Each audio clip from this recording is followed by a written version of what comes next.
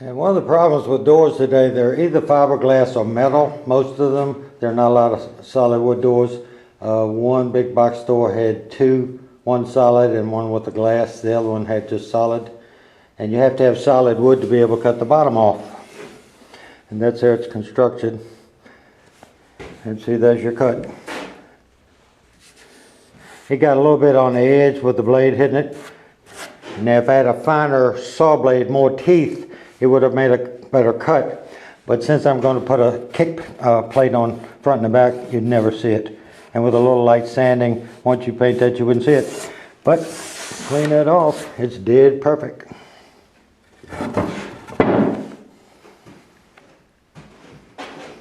Now my son is going to we're going to take it across the street, and my son's going to sand the edges down, make it smooth, tack cloth it, prime it.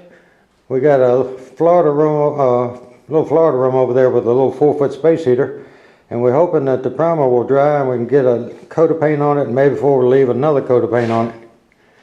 So maybe we can put this thing up in for 3 days. These slide jambs have been cut off to 1 inch less than the opening. So now you have to cut the top of it, the top of the jamb. Now this door is going to go from right there to right there, and it's 32 inches wide. But if it is exactly 32 inches when you mount this board on it, you can't open or shut the door. Because as the door opens, it has a bit of an angle on it. So you have to have a 1/4 of an inch. That'll be 1/8 of an inch on the hinge side and 1/8 of an inch on the latch side. And so you would cut this board, since this board jams up against that one, just like that, this board needs to be cut 1/4 of an inch wider than your door. Now some jambs work differently. If you build your own jamb, it would be on top.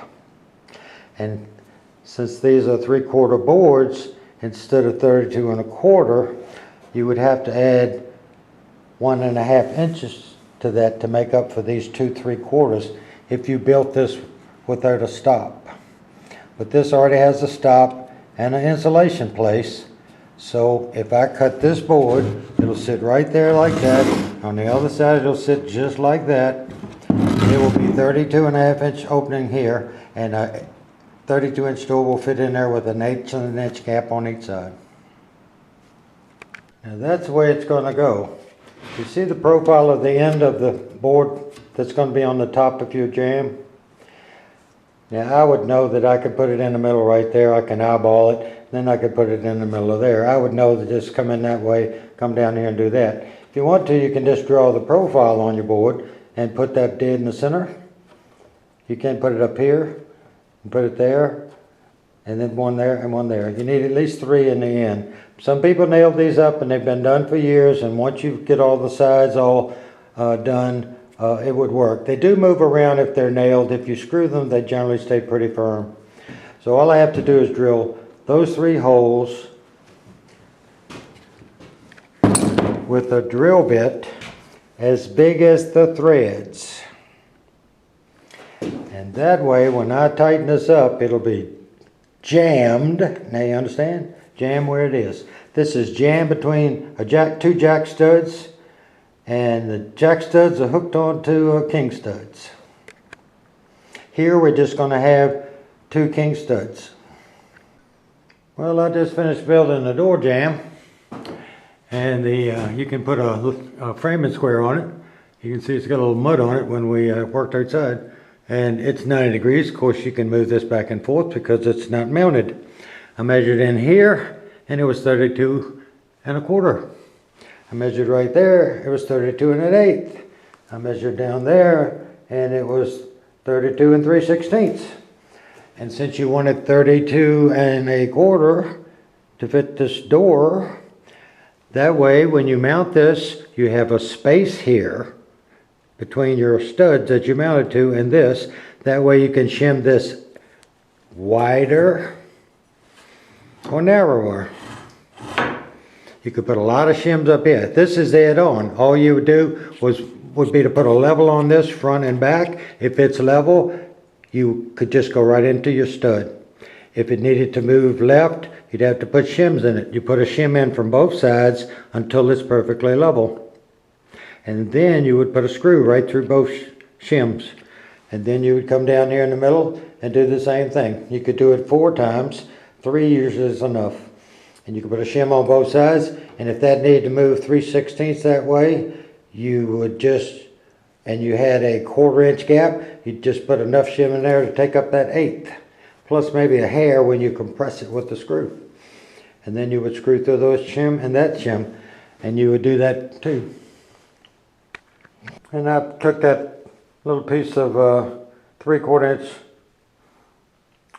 board and cut it the width that is, 33 3/4, and just put a screw in each side so that it'll stay in that shape. And by staying in that shape, it won't get twisted around too much when you move it. And it's not going to matter, because when you mount it, you'll have that in there as a guide. You can pull it out before or after, and those holes will be covered by plywood on the inside and trim on the outside. That's on the outside, and that'll be covered completely with trim so you wouldn't see the holes. But that way it keeps it straight. Otherwise, if that long thing there was there, it would rack around and get all bent out of shape. But if you set it up next to that, that's not too bad. Looks pretty square across the top, and it's just laying on an angle. So that will get put in there. We're looking at the outside. I can spin it around, and that's where the door sits. And the hinge will be on that side, and the doorknob will be on this side. The door is going where the X's are, and a door is generally hinged and latched on double 2x4s for strength. Now normally you would have a jack stud up here with a full stud up here going to the next floor or going to the roof or wherever you're working with.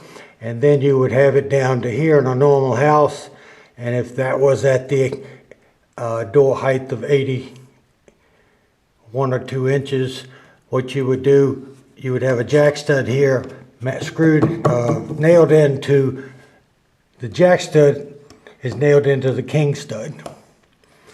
And then you would have a header up here, and in homes you'd have 2x4s if it's a small run like a door or a window. And if this would be turned vertical on here, and since this is only 3 inches wide and that's 3.5 inch wide, you would generally cut a piece of 1/2 inch plywood and put between them, and it wouldn't hurt to put glue on them either. And then if you had a bigger opening, 5-6 feet, you'd have to go to 2x6s, 8s, 10s, 2x12s, whatever would be found structurally strong to hold the roof up or the second floor up. So I don't have a way of putting a second stud here, because this one was nailed into here and that one was put on top. And that one down at the bottom was nailed in from the bottom. So here is my jack stud, and the way I put them in is I make a tight fit. And see, I've got a hammer up there to drive it in. And I take this board and mount it to this stud, and I do the same one, the one on the bottom, and then I screw some holes in it to mount to the sill plate stud. And then I've got holes drilled here to mount to that stud, and I've got holes drilled here to mount these two and pull them together. So right now I'm going to drive it together with a hammer. These are the studs for the right hand side. A little tip: when you drill through a board like that to mount it to another board and you want it to be flush, just take a chisel and pop where the drill bit comes out the other side. And that way it'll lay flat, because there's nothing to keep it. See where I've already done that one.